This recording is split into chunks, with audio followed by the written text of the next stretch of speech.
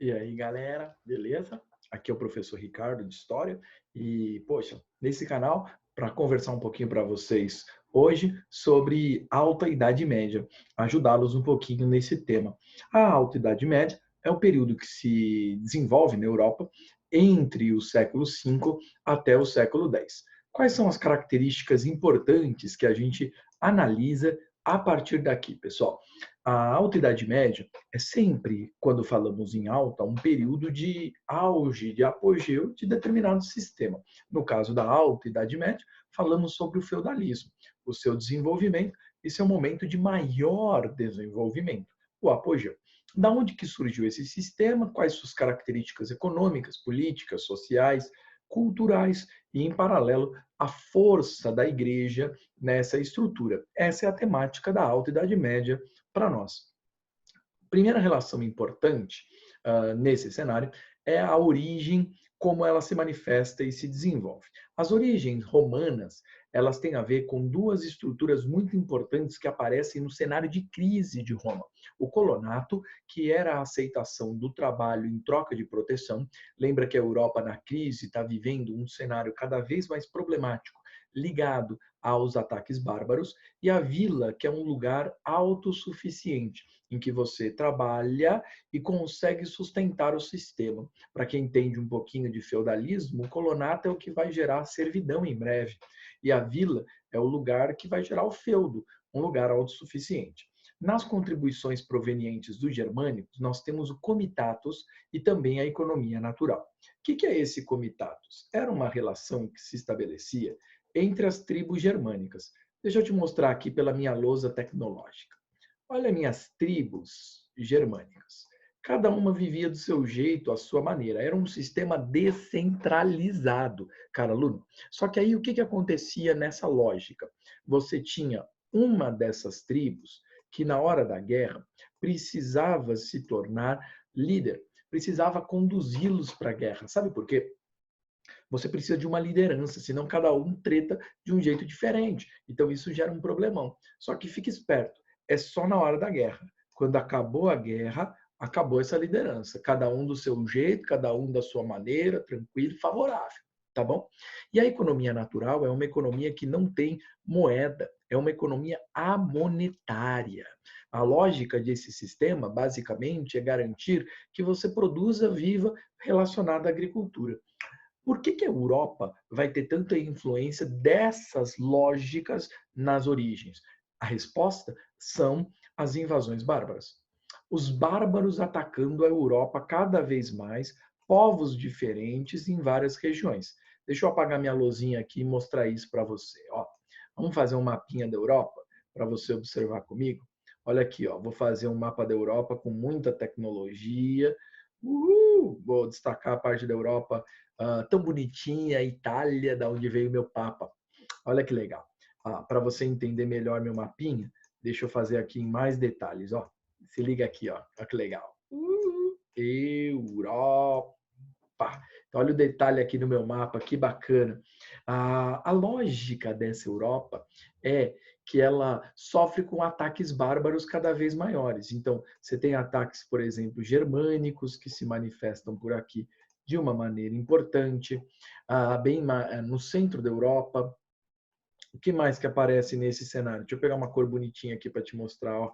Você tem ataque germânico. Aí os árabes que se desenvolveram no século VII, eles vão dominar o sul da Itália, vão dominar Portugal e Espanha até serem contidos na Batalha de Poitiers.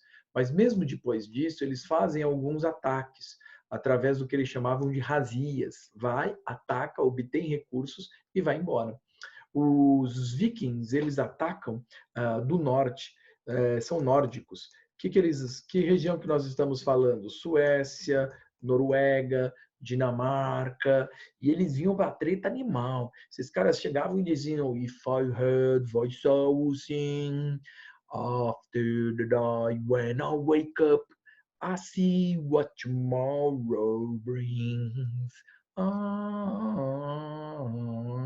Já ouviu essa canção? É da série Vikings, minha série preferida, mano. Legal pra caramba. Se você já curtiu, sabe do que estou falando. Se não curtiu, vale a pena curtir aí um dia desses, tá? É muito legal. Os vikings, eles atacavam com uma força gigantesca, eles atacavam a Europa, inclusive, diga-se de passagem, a Grã-Bretanha, que está para cá, ó, eles vão atacar a Inglaterra pra caramba, muito forte mesmo.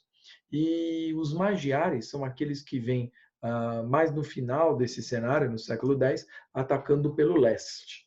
Então, eles também aparecem nesse cenário bastante importante, bastante significativo. Beleza.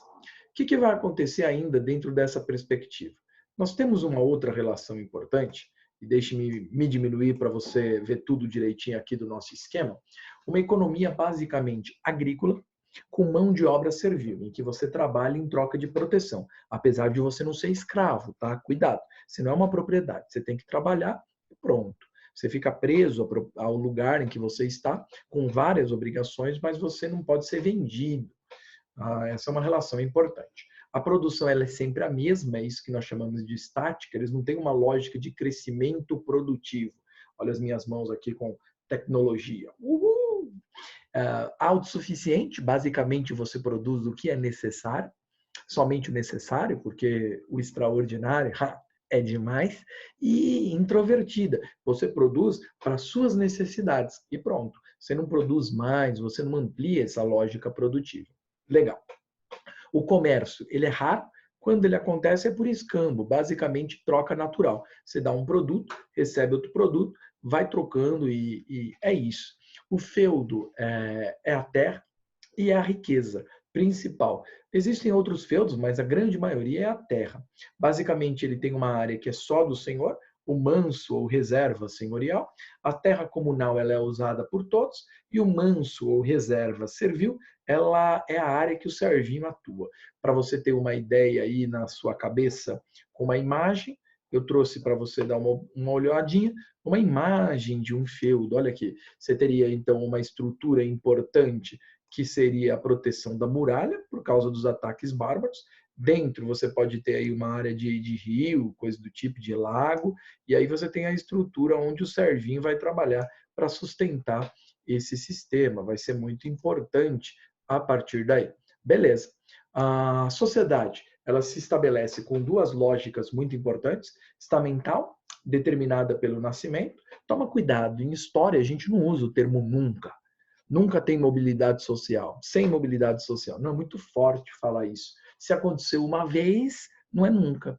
Mas você pode dizer que é muito difícil, é raríssimo a mobilidade social. Para quem curtiu Vikings, o Rollo é uma história real. Ele tem uma mudança extremamente importante. Para quem não curtiu, vai curtir, é legal.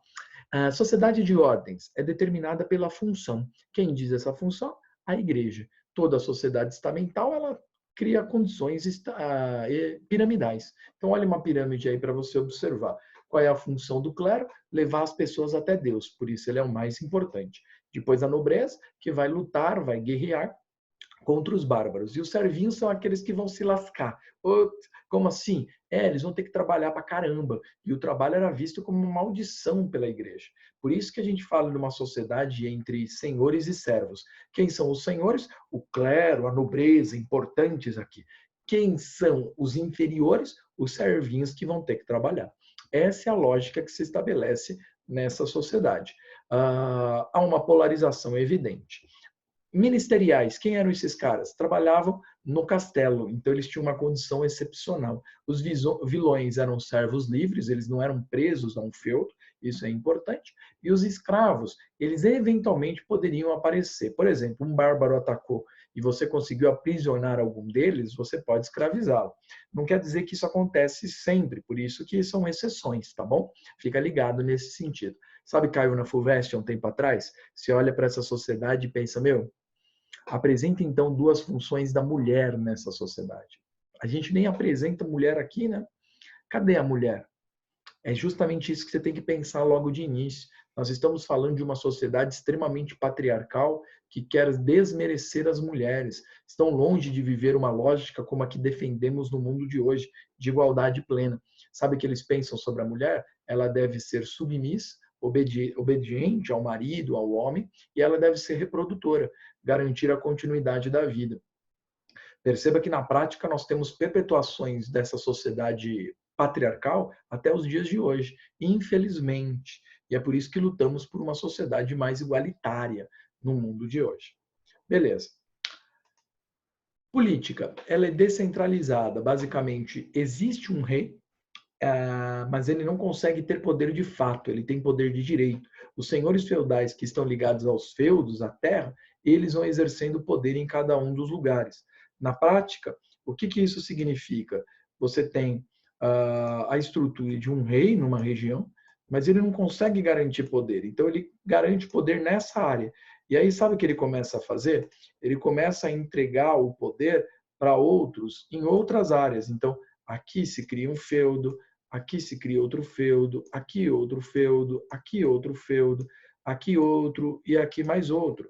Então você vai criando uma estrutura de outros feudos a partir daí, a partir dessa lógica e dessa relação. A lógica central para a gente entender o mundo medieval é entender relações de reciprocidade, um sentimento maravilhoso, a ideia de dar e receber. Dar e receber. Tem duas lógicas importantes que se manifestam aqui. A primeira é do senhor com o servo.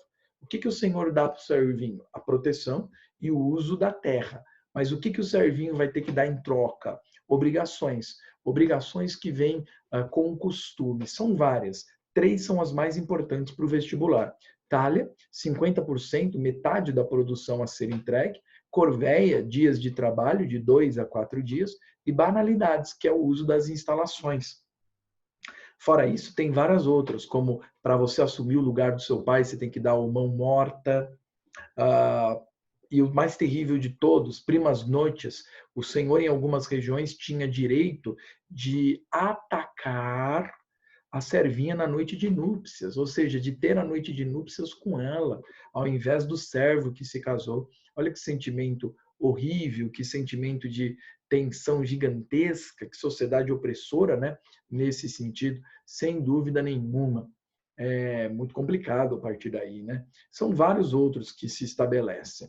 Agora, qual era a relação entre os nobres? Era entre senhor e senhor, chamada de suzerania e vassalagem. O suzerano é o que dá um benefício, o presente, o feudo, geralmente a terra, e em troca ele recebe a homenagem. Tudo começa, claro, com um elogio. Esse elogio ele gera armas, que é a necessidade do vassalo proteger o suzerano. O vassalo tem que proteger o suzerano na hora da guerra. E o conselho, a união de todos os vassalos diante do suzerano no momento oportuno para se conversar sobre guerra, coisa do tipo. Sabe aonde isso se manifesta, por exemplo? Na lenda do rei Arthur. Os cavaleiros da Távola Redonda sentariam todos juntos e numa mesa redonda, porque todos são senhores, vassalos do suzerano, que é o rei Arthur.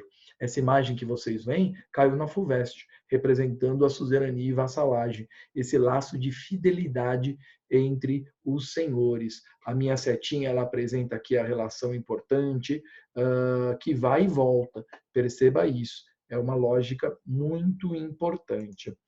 Último aspecto que preciso destacar a você, querido aluno, é a igreja medieval, é a maior instituição do mundo medieval. A igreja chegou a ter 1/3 das terras da Europa. Ela tinha um controle espiritual extremamente forte. Qualquer sentimento diferente espiritual era considerado uma heresia, um pecado, e você é duramente atacado pela Inquisição, sendo levado para a fogueira. A moral também é muito importante, a igreja determina o que é certo e errado, e cultural, tudo ligado ao teocentrismo. Deus precisa estar acima de tudo. A igreja influencia na economia, na sociedade, na política, mas não domina. O alto clero ele é composto pelos bispos e abades, eles são os mais importantes, nobres mais importantes.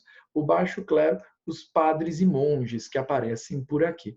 O clero regular é aquele que vive sobre as regras nos mosteiros, são os abades e monges, e o secular é aquele que vive no mundo, com padres e bispos. Tá bom? Essa é a estrutura central. Eu preciso ir, senão o YouTube vai cortar meu vídeo. Só posso ainda 15 minutos, tá bom? Obrigado, galera, pela sua atenção e até a próxima. Valeu, tamo junto. God bless you all. Keep safe e keep walking. Afinal, Johnny Walker